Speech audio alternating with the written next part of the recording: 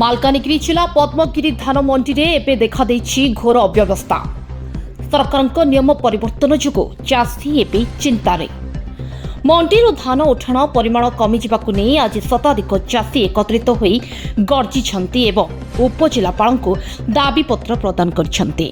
ସୂଚନା ଅନୁଯାୟୀ ପୂର୍ବରୁ ପ୍ରତି ସପ୍ତାହରେ ମଣ୍ଡିରୁ ପ୍ରାୟ 2000 କ୍ୱିଣ୍ଟାଲ ଧାନ ଉଠାଯାଉଥିଲା, କିନ୍ତୁ ଅକସ୍ମାତ୍ ପ୍ରଶାସନ ପକ୍ଷରୁ ଏହି ପରିମାଣକୁ 700ରୁ 1200 କ୍ୱିଣ୍ଟାଲକୁ କମାଇ ଦିଆଯାଇଛି। ଧାନ ଉଠାଣ କମିବା ଫଳରେ ମଣ୍ଡିରେ ଏବେ ହଜାର ହଜାର ବସ୍ତା ଧାନ ଖୋଲା ଆକାଶ ତଳେ ପଡ଼ି ରହିଛି। ଅମଳ କରିଥିବା ଫସଲ ବିକ୍ରି କରିନପାରି ଚାଷୀମାନେ ଏବେ ନାହିଁ ନଥିବା ସମସ୍ୟାର ସମ୍ମୁଖୀନ ହେଉଛନ୍ତି।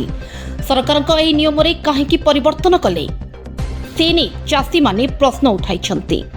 ପୁରାତନ ନିୟମ ଅନୁଯାୟୀ ଧାନ ଉଠାଣ ପ୍ରକ୍ରିୟାକୁ ତ୍ୱରାନ୍ୱିତ କରିବା ପାଇଁ ଜିଲ୍ଲା ପ୍ରଶାସନ ନିକଟରେ ଦାବି ହୋଇଛି। ବର୍ତ୍ତମାନ ଦେଖିବାକୁ ବାକି ରହିଲା ପ୍ରଶାସନ ଚାଷୀଙ୍କ ଏହି ଦାବିକୁ କେବେ ଶୁଣୁଛି ଏବଂ ମଣ୍ଡିରୁ ଧାନ ଉଠାଣ ସ୍ୱାଭାବିକ ହେଉଛି କି ନାହିଁ।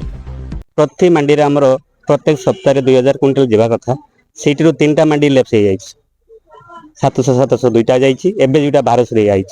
ए लॉस ता हमें केमती भरिबो लोक मानकर दान जीवो सेति लागि हमें सकल राया पाखरे दाबी पत्र जणाइबा पय आस्थिलु। सर हमर मंडी शुरू करे चालू समस्त दान जाऊ एति नै कि समस्त को नै कि सकल राया को दाबी देबा पय आस्थिलि।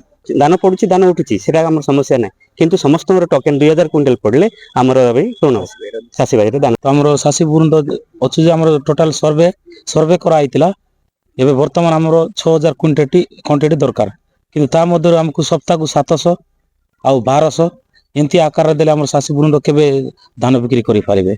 तेनु करे हम चाहूछु जेंती आगुर चलतिला 2000 क्विंटल ता एबे सेंती करा जाऊ 2000 क्विंटल। तेनु हमें दाबी रखुछु जे हमकु प्रत्येक मंडी 2000 क्विंटल आकार रे दिया जाऊ आ तीनटा मंडी करा जाऊ, एले हमर चासी बुरुंड सबु टोकन बिक्री करि पारिबे बा सबु संपूर्ण भाव धान बिक्री करि पारिबे। एटा हमर दाबी रहिला।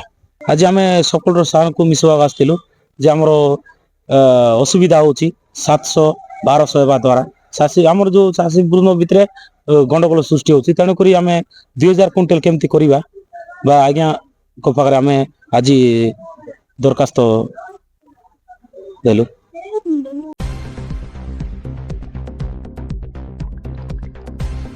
मालकानगिरी जिला प्रतिनिधि टी जगदीश राव को रिपोर्ट, ओडिशा न्यूज एक्सप्रेस।